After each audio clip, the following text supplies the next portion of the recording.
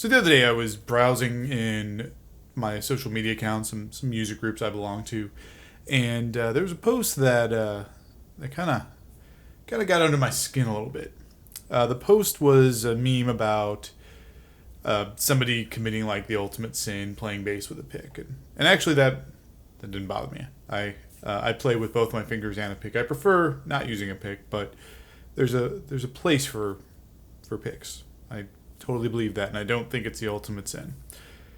What bothered me though was one of the first comments was somebody saying something to the effect of, "I play with a pick, and I bet I'm faster than all of you."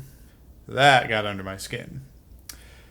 And I decided I need to make a video and talk about the need for speed and how, yeah, it really is not that important.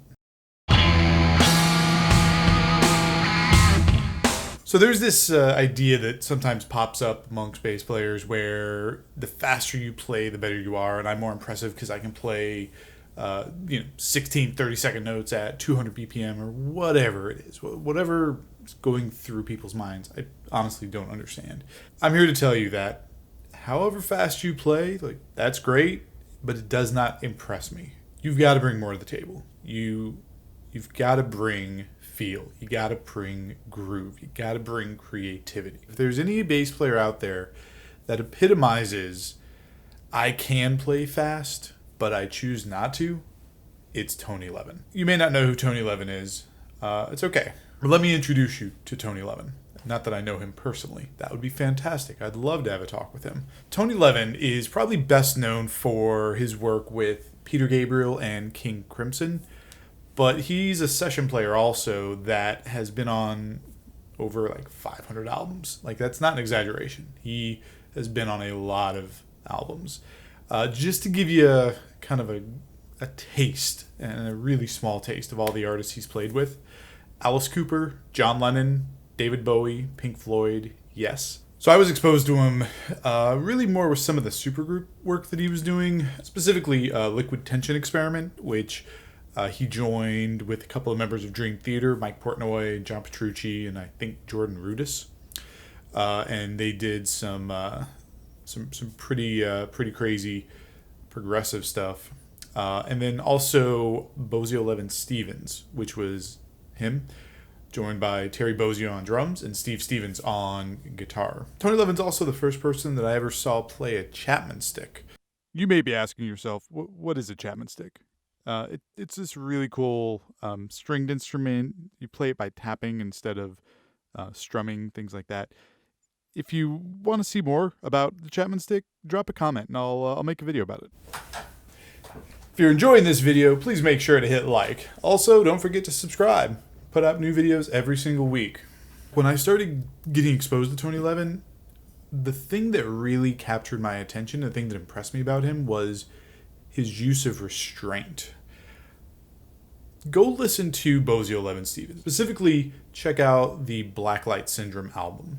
The album's all instrumental. There's no vocals. It's just three insanely talented musicians getting together and writing some really, really cool music. Terry Bozzio is just a monster drummer. I mean, his kit alone is the sort of thing that drummers talk about, and he uses the whole thing. He's very much a melodic drummer.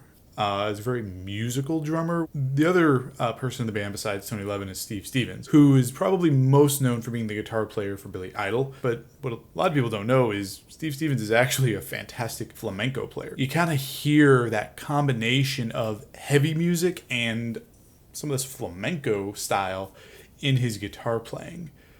And the reason I bring this up is because when you've got these monster players, you can't have everyone going nuts at the same time. In fact, it usually fell on Tony Levin to kind of pull back and make sure that the feel of the song, the groove of the song, the foundation was there. Because you've got someone who is capable of playing and keeping up with these other musicians in the band, and he chooses less, much less. I can remember joking around with friends that in the first 12 minutes of the Blacklight Syndrome album, Tony Levin plays 3 entire notes, and they're the 3 perfect notes, and I wouldn't add anything else to it. Now, of course, he's playing more than 3 notes, but That's how much restraint he's showing.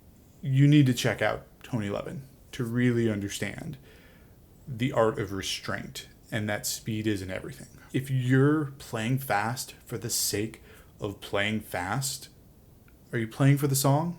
Are you actually adding to the song, or are you showing off? I'm not saying if you're a fast player, you're just showing off, but if you're the type of person that is running out there making comments of, I bet I can play faster than you, is your mind in the right spot? Because I guarantee the greats aren't having those type of pissing contests. Can you see Victor Wooten going up to Tony Levin going, I can play faster than you? No. Absolutely wouldn't happen. I don't know either one of them, and I 100% guarantee that they would never have that conversation. Don't worry about speed. Worry about your technique. What's your left hand doing? Is it doing it well? Can you make it better? What's your right hand doing? Is it doing it well? Can you make it better? Are you playing smoothly? Are you playing cleanly? Yes, speed is a factor, right? Building up speed is one component of it, but it should never be the most important thing. Don't worry about the speed. The speed will come. You'll have a need to go faster, and you'll get there. It'll take time. You'll have to build up to it, but that's fine. But if you're focused on your speed before your technique, you'll never be a great bass player.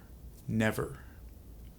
Worry about your technique first, then the speed. Hopefully you got something out of this video. If you did, make sure to hit like. If you haven't subscribed already, please make sure to do that. Also ring the little bell. That's how you get notified when I drop more videos just like this one. Let me know what's on your mind in the comments. You keep making beautiful music, and I will see you in the next video.